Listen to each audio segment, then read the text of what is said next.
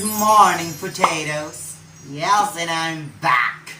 Gusto ang lahat ng patatas? At kung bago ka lang sa channel na to, ako nga pala si Isa and you're watching my channel. Don't forget to hit the thumbs up, click the subscribe button, and don't forget to hit the notification bell. Diyos niyo, mag-like naman kayo. 13 na nga lang kayo nanood, tapos ang nag-like, tatatlo lang. Wala kayong awa?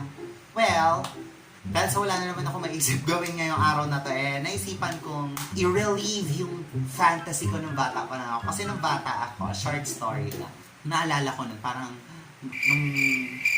nung bata pa ako, basta bata pa ako nun. Kakaiba nga dumaan ako sa pagkabata. Yun nga, nung bata ako, pangarap ko talaga mag-Japan. Kasi aliw na aliw ako sa mga geisha, sa mga maiko, ganyan. O ngayon, gay ako, hindi ako naging geisha. Today, I'm going to teach you guys on how to make a modern geisha look in just a few moments.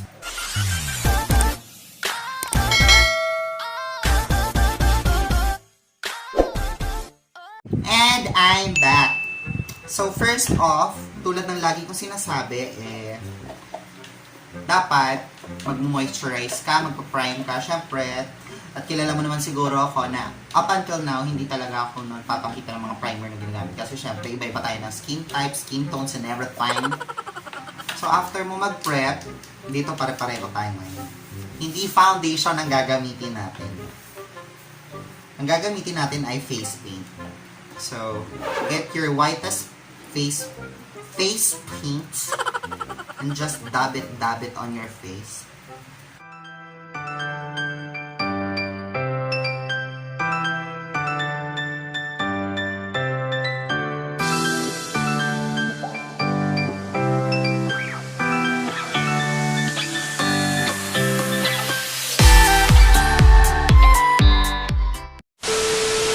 Bulaga. So, nakapag face paint ka na. At kung mapapansin mo yun, nabubura yung mukha ko sa aking background dahil nagkakakulay sila. So, sinet ko lang siya ng powder for perfect meow. So, ang next na process mo ay magkilay. Pero the tricky thing is, when you're doing your kilay, you need to put red on your kilay. Pero syempre, kailangan, dahil nga, diba, on flick geisha nga tayo, hindi tayo yung sinaunang geisha. So, nangangati lang yung ilong ko, and magkikilay lang ako, and I'll get back to you a few moments later. At ayan, nakapag-kilay na ako, at kung bakit red ang kilay, hindi ko rin malaman sa mga geisha bakit pula ang kilay nila. At kung mapapansin mo yung mukha na akong model ng koji. So, next part na natin ay mag-eyeshadow. So, basic lang. Yung katulad lang ng usual na ginagawa mo.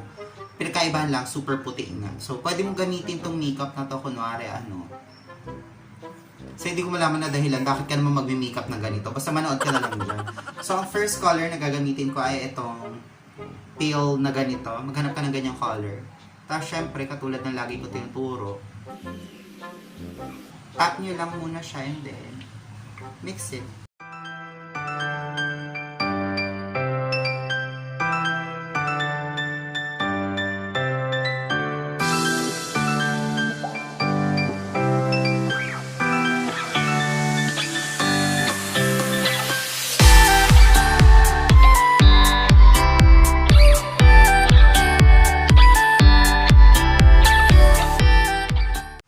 After may lagay yon, yung first color, which is nilagay lang natin sa outer corner lang ng eyes natin, get something red or a red tone. So, I'm thinking about, alam niyo itong hirap sa akin kasi nag-iimbento ako or nagtatry lang ako ng makeup pag nasa harap na ng camera, pero hindi talaga ako nagpa-practice ko. Kaya kung minsan mapapansin nyo, dito lang ako nagtitingin kung anong color. So, ano yung pinakamapula? Ito ba? Ito na lang. Yung parang wala na. So, ito lang. Itong medyo purple.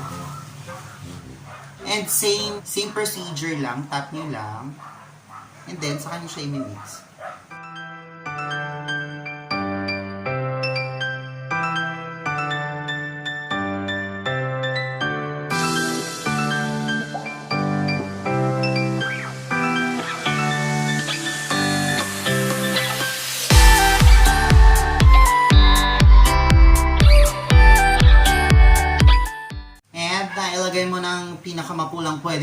ilalagay sa iyong mata. Siyempre, dito lang natin siya ilalagay. Ang next natin gagawin ay matulog. Pwede ka nang matulog kasi nakapaglagay ka na ng yung skincare routine. Face mask talaga ito. Wala, nakakatakot. Para naman akong momo na nagsasalita. Naman ako, ay, day, wala rin akong bunganga. Ayoko ipakita yung ngipin ko paano ang dilaw tignan sa camera. So, next nito ay kumuha ka ng smaller brush. At itong dark na ito ay kainin mo. Siyempre, ilagay mo naman yan sa lower lash line.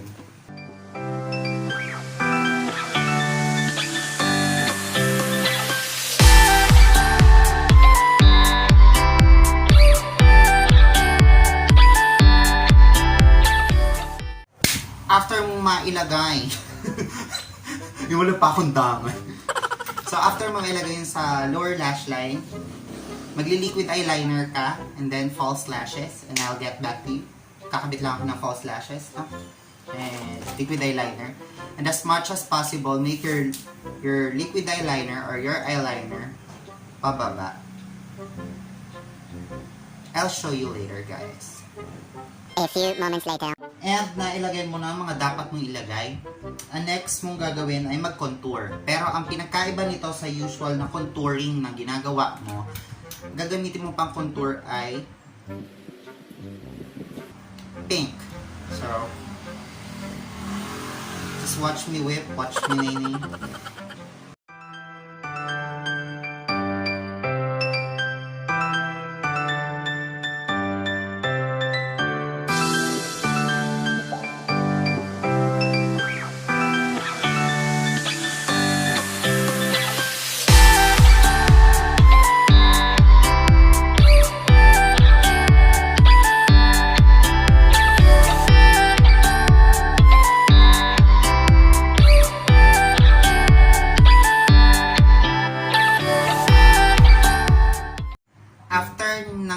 Pagko-contour na medyo very light lang. O diba? Ito yung ano yung meet the parents look. Kunwari papakilala ka na ng jowa mo sa parents niya. Ito yung mga magagandang look. So from there, let's draw something. Hindi ko talaga alam kung saan magsisimula po.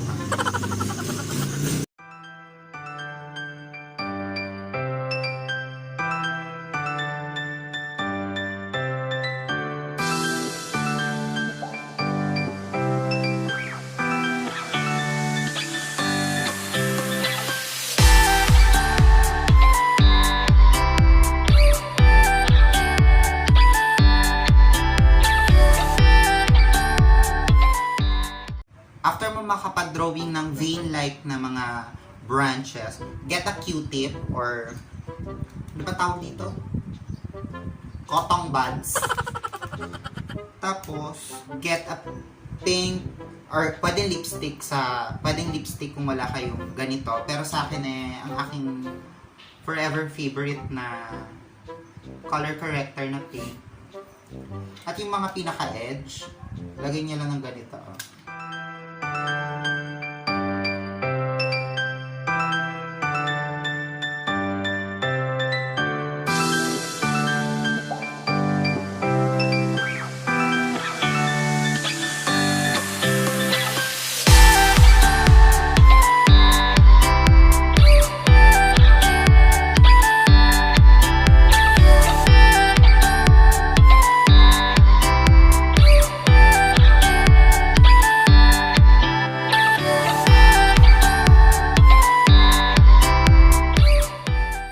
Okay, after mo gawin yan, mukha akong gago. Hindi ko alam kung maganda talaga yung ginagawa ko. Hindi ko nakikita yung sarili. Ang liit-liit ng mirror ni Bako. Well, anyways, ang next mo na from pink or kung basta from pink, get something darker. So, ganun pa rin. Magtuldok-tuldok ka pa rin. Pero this time, hindi mo na bubuuin.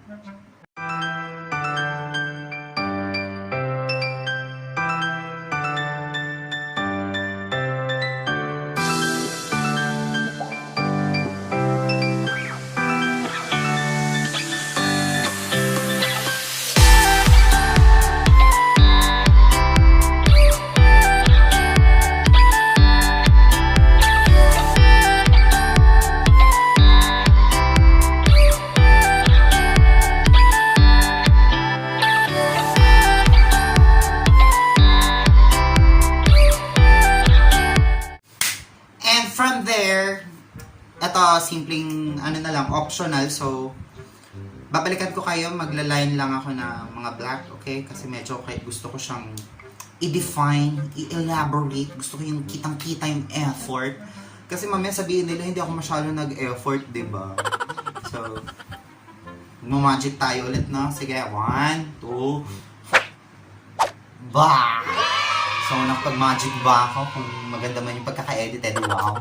So, nakapag-darken na pala ako, nakapag-light. So, nakapag-darken na ako ng mga sanga-sanga. At nakapaglagay na rin ako ng kakapirasong mga glitters na sa kasawi ang palad eh. Sana ay makita nyo, no?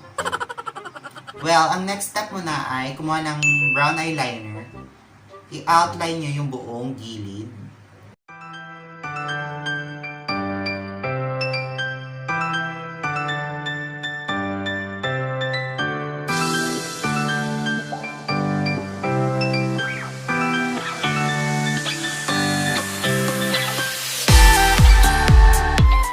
After mo ma-outline yan, get your palette, your usual palette, and get your light brown.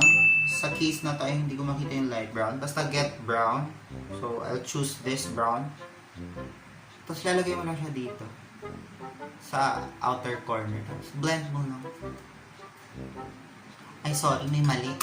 Bago mo pala gawin yan, kumuha ka pala ng Eskinol or ng makeup remover. Tapos remove mo yung excess makeup dito sa buong paligid. So, ayun nga. Yung dapat na ginawa mo kanina after mo mabura yung mga gilid ng outline, get a brown shadow and put it on the outside corners of your eyes. Outside corner of your yes, come on. Tangina, ba't kasi nag-i-English? Huwag nyo nga muna akong kinakausap pag nag-makeup ako. A few moments later. And after mong gawin yan, eh, kung mapapansin nyo yun, nag-line na rin ako ng eyeliner na black. Tapos nilagyan ko na rin ng mga details para lang ma-emphasize yung jawline. Siyempre, ito na ang pinakahintay natin lahat. Ang lipstick. So, magli-lipstick tayo. So, yes. So, use a brush. Siguro naman, familiar na tayong lahat kung ano ba yung nagpapakakaiba sa mga geisha o yung pag nakita mo yung ganong klaseng lipstick, alam mo sa geisha talaga.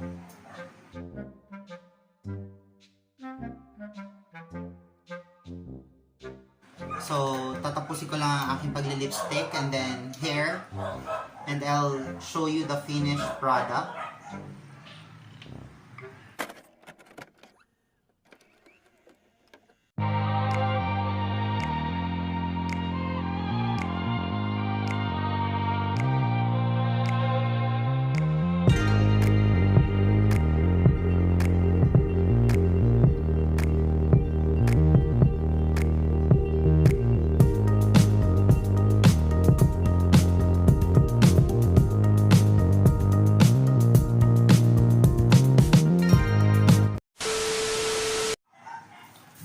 At ayan na nga mga mahal kong manonood at nagmukha na akong logo ng Sogo. Ayan. On. So, sana na-enjoy nyo ang aking sariling version ng pagiging geisha. Complete with, ano ba tawag dito? Mga cherry blossom. Sana naman sa outfit kong ito ay ma-cherry ako. Chares! So, maraming salamat sa lahat ng nanonood. I hope you liked it. And if you like it, don't forget to leave a thumbs up, subscribe to this channel, and don't forget to click the notification bell para sa mga susunod pang videos at sa maraming looks. And kung may balak man kayo ipagawa sa aking look or challenge na may kinalaman sa pag-makeup, I hope you comment down below at kung ano man naiisip mo sa itsura nito, just comment down below. At maraming salamat dahil medyo lumalaki na tayo, nakakatuwa, 50 na yung nanonood sa akin, kahapon 13 lang. So, palakpakan tayo na palakpakan. Yun nga, maraming salamat. At diba, hindi naman masyado nabago yung itsura ko sa makeup na to. Very light lang. Ang sakit ng mukha ko. Parang napupunit yung nguso kapag tumatawa. So, maraming salamat. At yun na.